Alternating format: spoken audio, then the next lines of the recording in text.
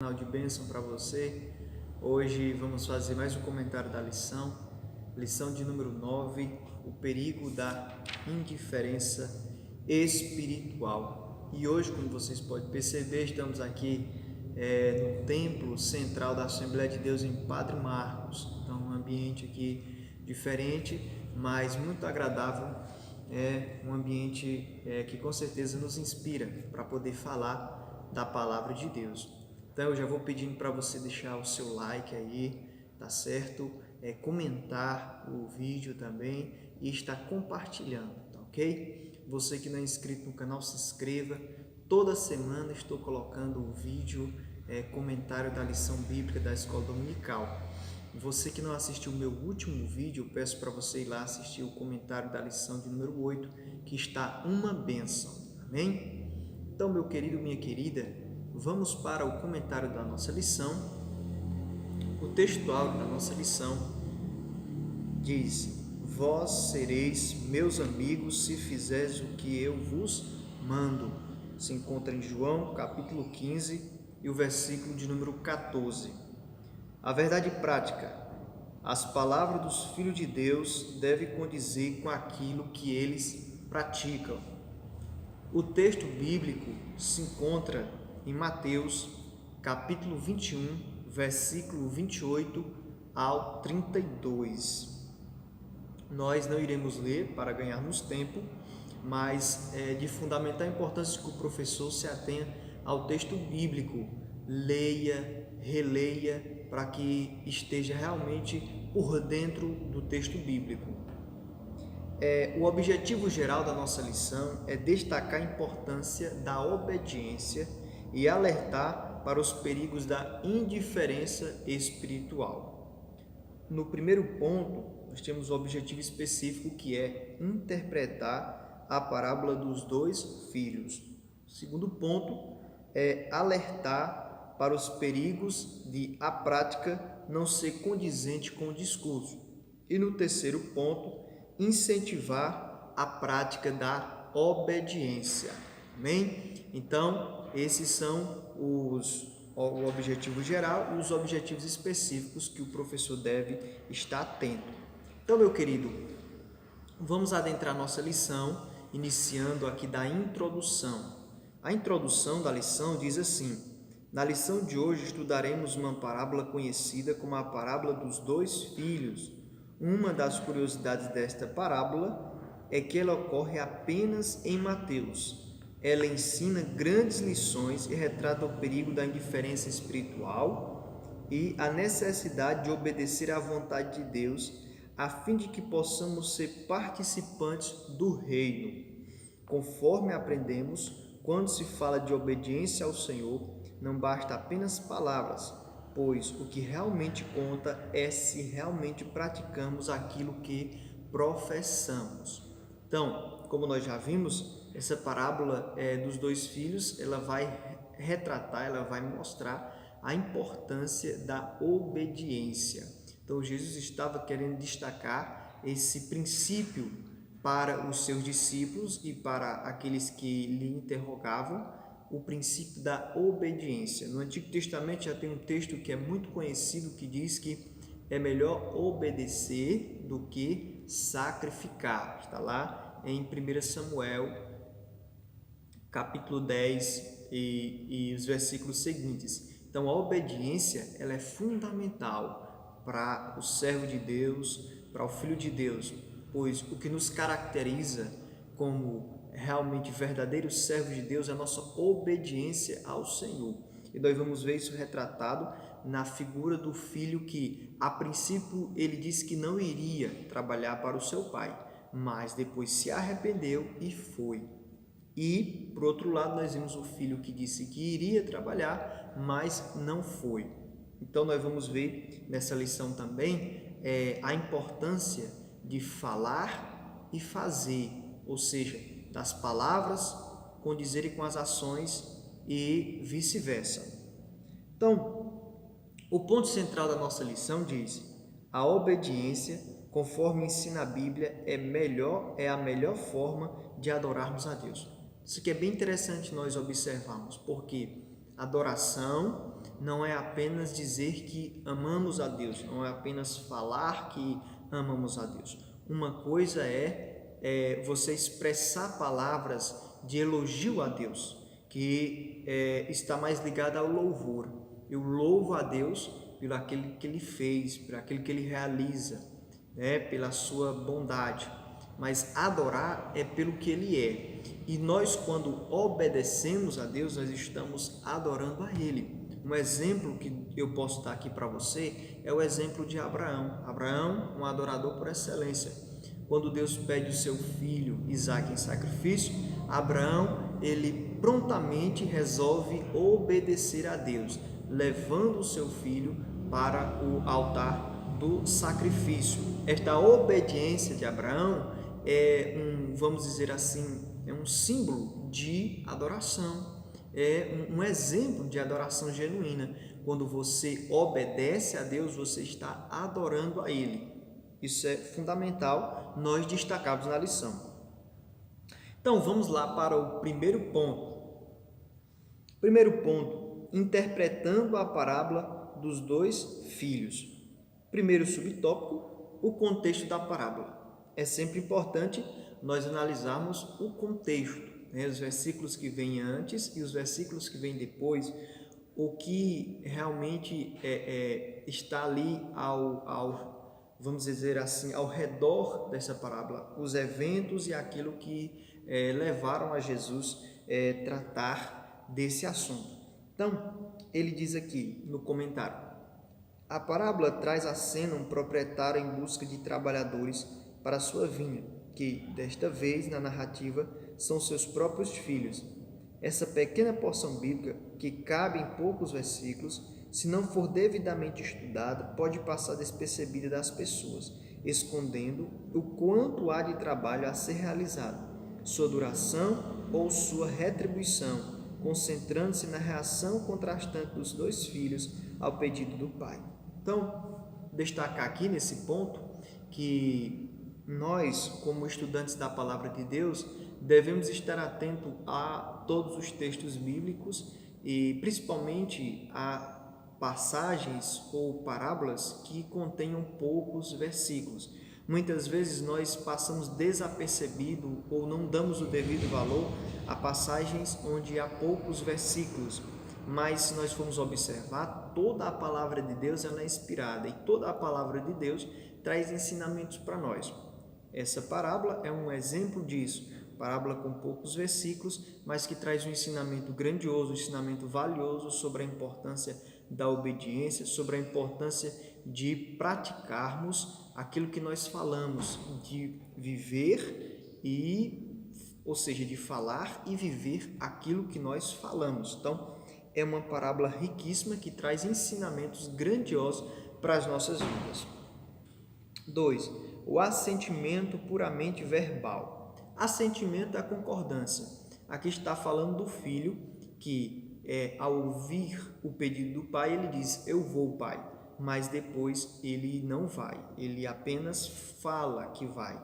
Então, isso retrata o quê? Uma falsidade, retrata o quê?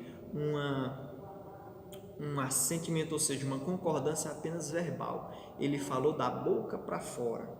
Isso nos faz lembrar quando o Senhor Deus fala para os profetas ou os homens, as pessoas, melhor dizendo, ali de Israel, que eles honravam a Deus apenas com os seus lábios, mas a sua vida, o seu coração estava longe de Deus.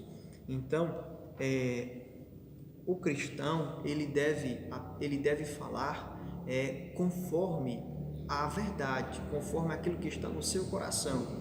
Inclusive, a palavra de Deus nos diz que a palavra do cristão é sim, sim e não, não. E o que passar disso é procedência maligna. Então, nós vemos aqui um exemplo do que nós, como cristãos, não devemos ser. Alguém que fala apenas para agradar alguém que fala apenas para ganhar alguma popularidade ou ganhar algum prestígio e etc. Não, devemos falar e viver de acordo com a verdade, certo? Agora, por outro lado, também existe algumas determinadas pessoas que dizem assim: eu só falo a verdade, dou a quem doer. Comigo é a verdade. Comigo eu falo mesmo, eu não tenho medo de falar.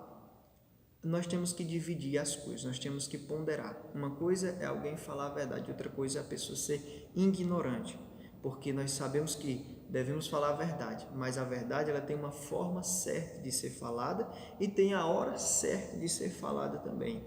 Inclusive, Paulo ele escreve aos Efésios e diz, seguindo a verdade em amor. Então, até quando é para falar uma verdade para alguém, nós temos que falar com amor, na hora certa, no momento certo. 3. A negação verbal. Então, apesar de o primeiro filho oferecer ao pai uma resposta negativa, não quero, e de ter recusado obedecer a ordem no primeiro momento, o texto esclarece uma adversativa, mas, seguida do verbo grego metamelomai, que ocorre apenas 5 vezes em o Novo Testamento, cujo significado refere-se a arrepender-se, estar arrependido mais tarde, demonstrando que essa negação verbal não representa verdade, pois o filho arrependido foi trabalhar. Então, enquanto um filho disse que ia e não foi, o primeiro filho ele disse que não ia, mas depois se arrependeu e foi. Ou seja, foi uma negação apenas verbal, mas no seu interior havia o desejo, imagino eu, havia o desejo de obedecer. Então, a própria continuação do texto me dá base para me pensar assim que havia já o desejo dele em obedecer, porque assim ele o fez. Mas nós vamos observar que houve um evento aí chamado arrependimento, que isso é algo que vai ser tratado um pouco mais à frente. Ele se arrependeu e mudou de atitude, ou seja, ele falou que não ia, mas analisando, vendo a situação que era o seu pai que estava pedindo, ele resolve a obedecer e assim foi fazer a vontade do seu pai. Quarto subtópico, uma adesão operativa. Vimos que a mesma ordem do pai obteve resposta diferente. De fato, os dois filhos representam de forma emblemática 2 tipos de atitude. O primeiro deles representa a adesão operativa, precedida por uma negação que é apenas verbal. De forma inversa, o segundo tipo de resposta trata-se de um assentimento puramente verbal que não passa à ação. Por isso, logo após contar essa parábola, Jesus pergunta aos líderes judeus quais 2 filhos atenderam à vontade do Pai. Eles respondem de forma correta, e o mestre então lhes diz que os publicanos e as meretrizes entrariam diante deles no reino de Deus. Então, nós vemos aí essa comparação, entre as 2 respostas. Respondeu de forma vamos dizer assim, o primeiro respondeu de forma negativa, mas depois se arrependeu e obedeceu. O segundo respondeu de forma positiva, mas não obedeceu. Então nós vemos aí 2 filhos que representam 2 classes de pessoas. O primeiro filho representa os publicanos, os pecadores, que tem, vamos dizer assim, uma dificuldade para obedecer a Deus, uma relutância em obedecer a Deus, mas depois que ouvem a palavra, ouvem o evangelho, eles se voltam para Deus. E o segundo filho, que disse que obedecia e não obedeceu, representa a classe, vamos dizer assim, religiosa de Israel, os escribas, os fariseus, que conheciam até a lei do Senhor, mas não a obedeciam, não praticavam. E também representa a nação de Israel como um todo, que não recebeu a Cristo como Messias e como Salvador. Então nós vamos observar isso e focar um pouco também aqui na questão do arrependimento. É interessante nós observarmos que aquele filho, ele disse que não ia, mas depois se arrependeu. Então, vemos que para o Senhor, o que importa é o arrependimento.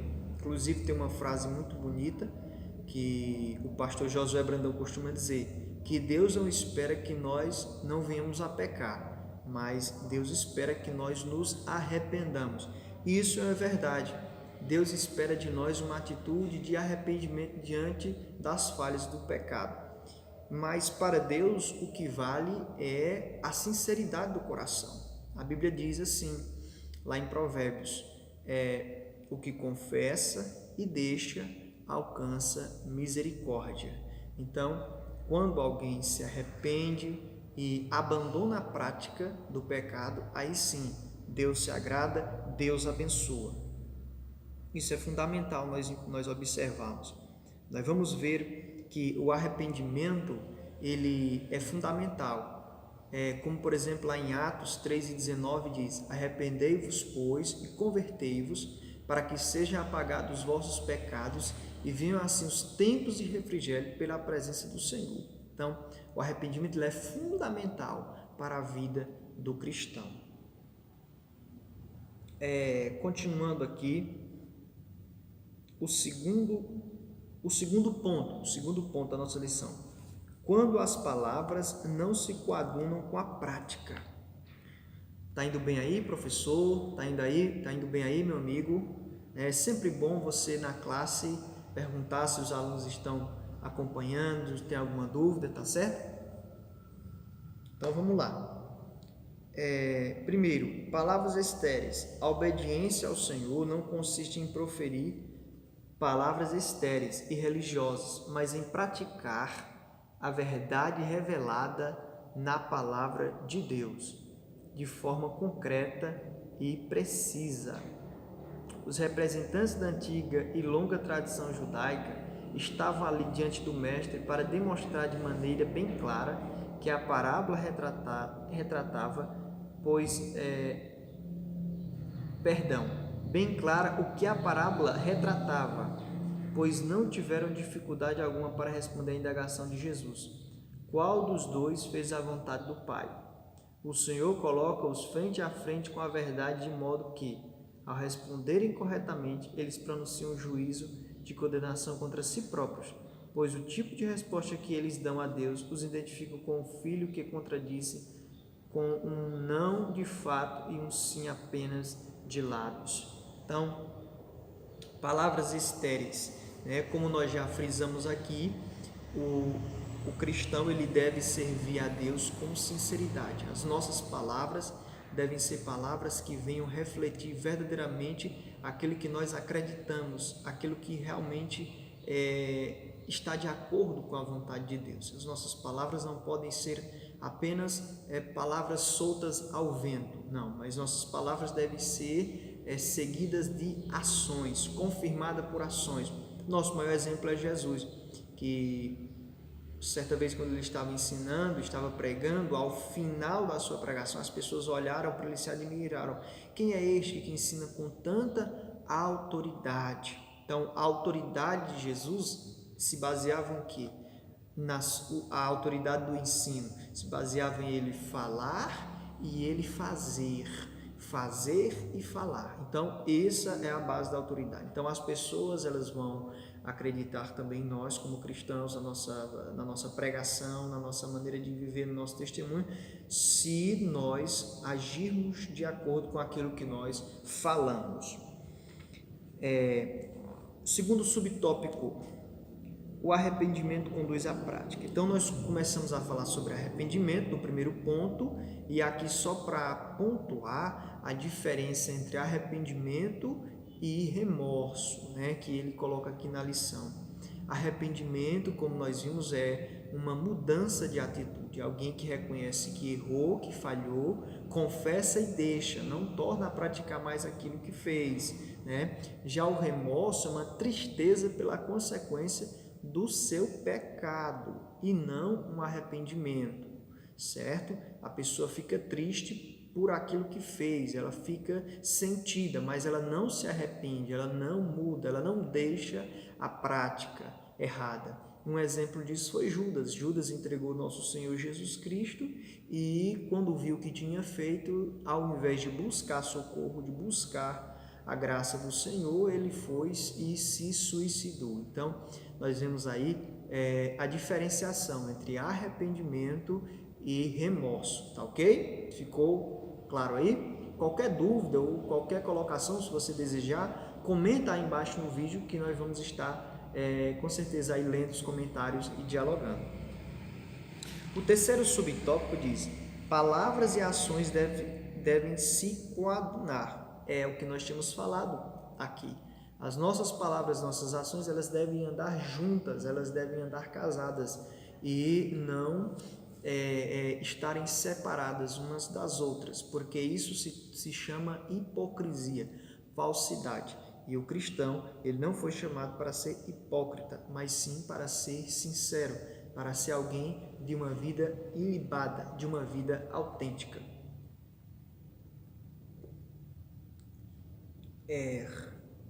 Terceiro ponto, um chamado a fazer a vontade de Deus.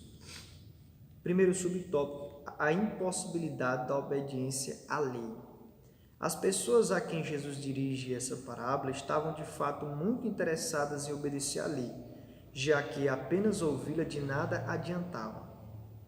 Contudo, elas não estavam igualmente preparadas nem para receber aquele a quem o próprio Deus enviara, e muito menos para aceitar que a lei já havia cumprido seu papel e um novo conceito estava sendo instituído.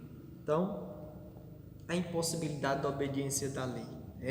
Como nós sabemos, a lei é boa, é perfeita e é santa, mas impossível um homem praticar toda a lei, ser obediente integralmente à lei.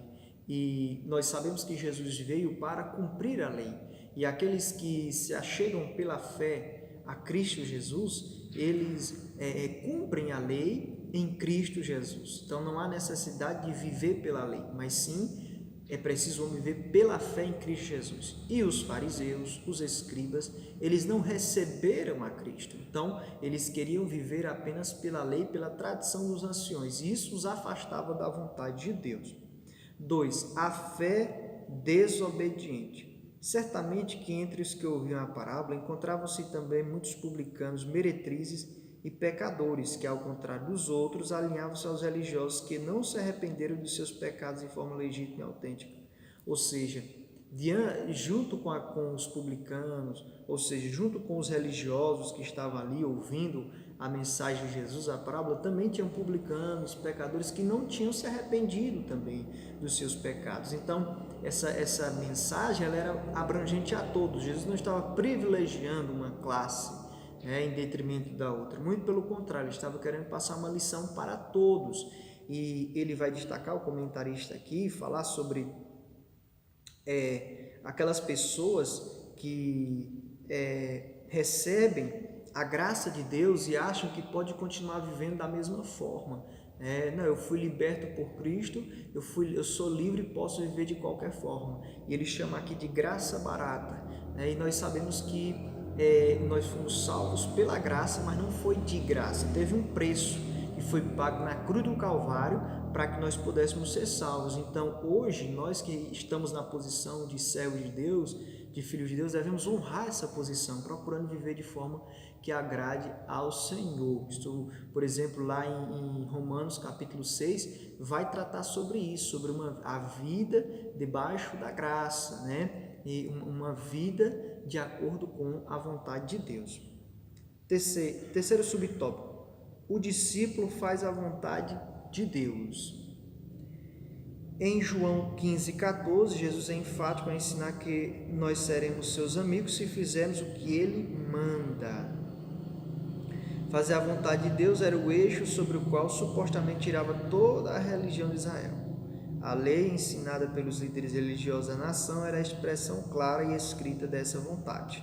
Contudo, agora chegamos a uma revelação plena e perfeita da vontade de Deus através de Jesus Cristo. É o que eu falei, a lei não é suficiente para levar o homem a Deus. Na plenitude dos tempos, Deus enviou o seu Filho Jesus para cumprir a lei. E assim, Jesus é a revelação perfeita de Deus. E aqueles que se chegam a Deus através de Jesus, eles cumprem a lei e eles fazem a vontade de Deus, porque a vontade de Deus é a salvação de todos os homens. Então, para concluir a nossa lição, a conclusão nos diz: por intermédio da parábola que estudamos hoje, precisamos compreender o perigo da indiferença espiritual. É importante nós entendermos isso, que não podemos levar uma vida cristã de tanto faz, tanto fez, mas devemos procurar obedecer ao Senhor com sinceridade, agradando a Ele em tudo, pois essa é a vontade de Deus. Amém? Então, que Deus abençoe você, que Deus abençoe a sua família. Eu desejo a você uma boa aula domingo, que você seja bem-sucedido, meu querido irmão, meu querido colega, que Deus abençoe a sua classe e até o próximo comentário da lição bíblica da Palavra de Deus. Que Deus abençoe, fique com Deus e até a próxima.